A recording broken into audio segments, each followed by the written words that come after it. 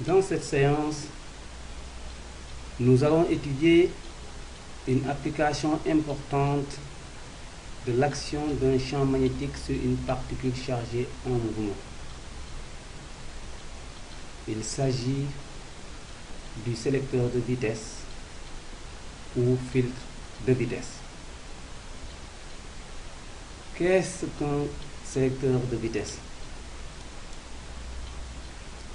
Un sélecteur de vitesse est un dispositif expérimental qui agit sur la vitesse pour séparer des ions isotopes. Il peut être retrouvé dans un spectrographe de masse. Il comprend essentiellement un condensateur couplé à une bobine. Dans quelles conditions la séparation des ions isotopes se réalise? Pour cela, on superpose au champ magnétique B créé par la bobine un champ électrique E créé par le condensateur de façon à ce qu'un seul type d'ion soit collecté en O'. Ce type d'ion a une vitesse bien déterminée que nous notons V0. L'objectif est de déterminer les caractéristiques du vecteur champ magnétique ou du vecteur champ électrique selon la situation, ou bien déterminer la vitesse du type d'ion à collecter. Soit un problème à résoudre. Partant de l'exemple que vous avez en face, à savoir le schéma simplifié du sélecteur de vitesse, sur lequel la direction et le sens du vecteur champ magnétique est bien indiqué. Indiquer la direction et le sens du vecteur champ électrique, puis préciser le signe des plaques du condensateur. Pour résoudre ce problème, il suffit d'abord d'utiliser la règle de la main droite pour indiquer la direction et le sens de la force de Lorentz qui s'applique au type d'ion considéré à l'entrée. Voilà, la force magnétique de Lorentz est verticale ascendante. Ensuite, nous traduisons le mouvement rectiligne uniforme de ce type d'ion par la somme vectorielle des forces magnétiques et électriques qui est égale au vecteur nul. En d'autres termes, nous dirons que la force électrique est directement opposée à la force magnétique.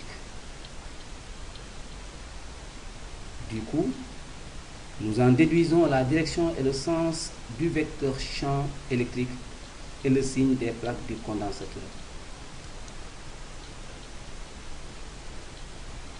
En effet, le sens de la force électrostatique et le signe de la charge Q permettent d'indiquer la direction et le sens du vecteur champ électrostatique E. Ici, E est vertical ascendant. Le vecteur champ électrostatique étant toujours dirigé vers les potentiels décroissants, alors la plaque supérieure du condensateur porte la charge négative et la plaque inférieure du condensateur porte la charge positive.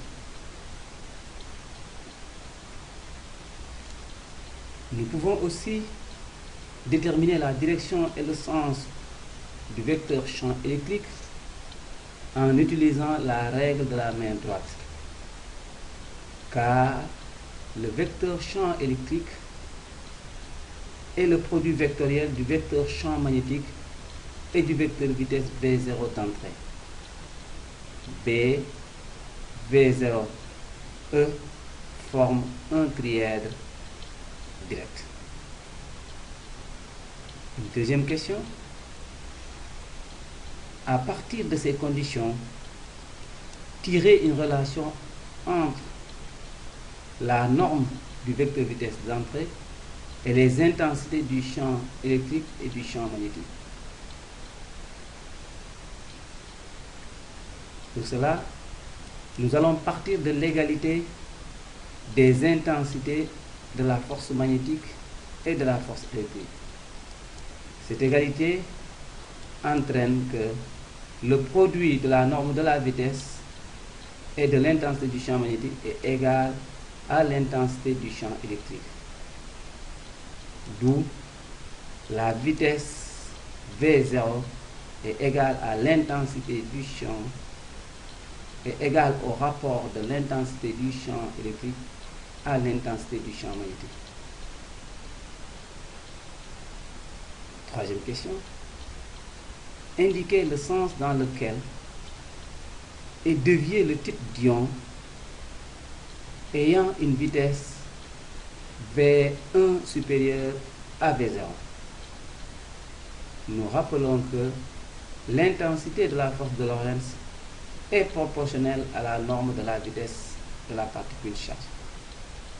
Donc ici, si V1 est supérieur à V0, ce type d'ion est soumis à la force magnétique de Lorentz F1m qui est supérieure à la force magnétique F0m qui est égale à F1. Ce type d'ion est alors dévié dans le sens de la force magnétique, ici vers le haut. Qu'en est-il pour le type d'ion ayant une vitesse V2 inférieure à V1?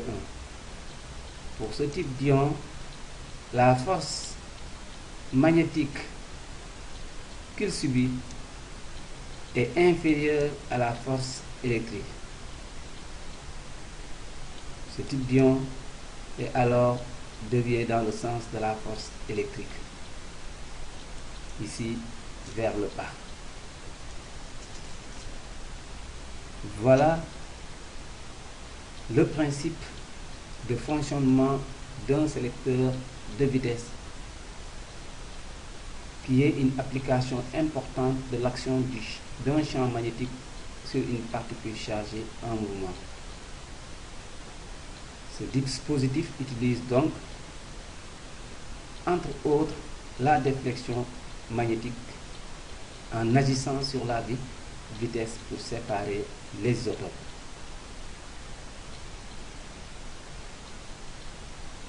À la suite de cette séance, nous allons étudier le cyclotron qui est aussi une application pratique de l'action d'un champ magnétique sur une particule chargée en mouvement.